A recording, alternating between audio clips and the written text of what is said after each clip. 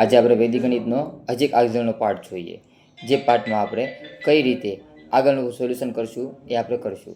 જેમ કે કહેવાનો અર્થ એ છે કે બે પાર્ટ આપણે વૈદિક ગણિતના મૂકેલા છે અને આજે આપણે ત્રીજો પાર્ટ મૂકી રહ્યા છીએ મિત્રો.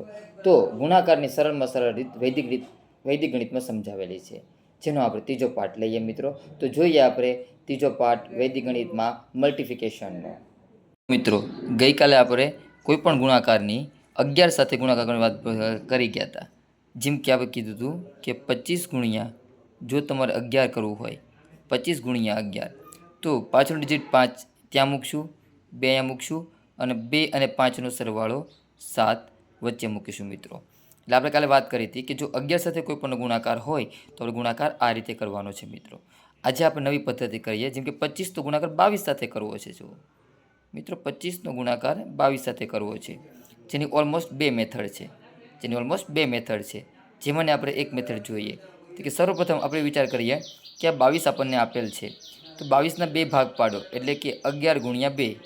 એવી રીતે 2 ભાગ પાડશું કે 11 સાથે ગુણાકાર 2 વડે ગણતા એટલે 22 થશે મિત્રો. તો પહેલાં આપણે 25 તો ગુણાકાર 11 સાથે કરીએ, જે આપણે આગળ મેથડમાં કર્યો છે એ જ પ્રમાણે કરવાનો છે. 25નો 11 સાથે ગુણાકાર એટલે 5 એકમનો ત્યાં મૂકી દીધો, દશકનો 2 અહીંયા મૂકી દીધો, 5 અને 2નો સરવાળો 7 વચ્ચે મૂકી દીધો. તો મિત્રો 25 ગુણ્યા 11 તો થઈ ગયું. હવે ગુણ્યા 2 બાકી હતું, તો ગુણ્યા 2 પણ લઈ લઈએ. 275 ગુણ્યા 2 કરી શકીએ છીએ.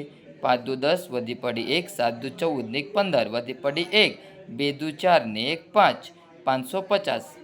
મિત્રો, આની પણ બે પદ્ધતિ છે જે ગુણાકાર કરવાની.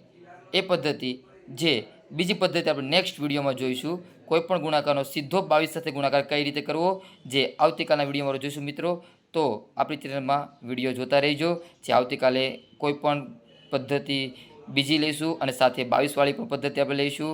તો મિત્રો, મળીએ કાલે આપણે નવા વિડીયોમાં.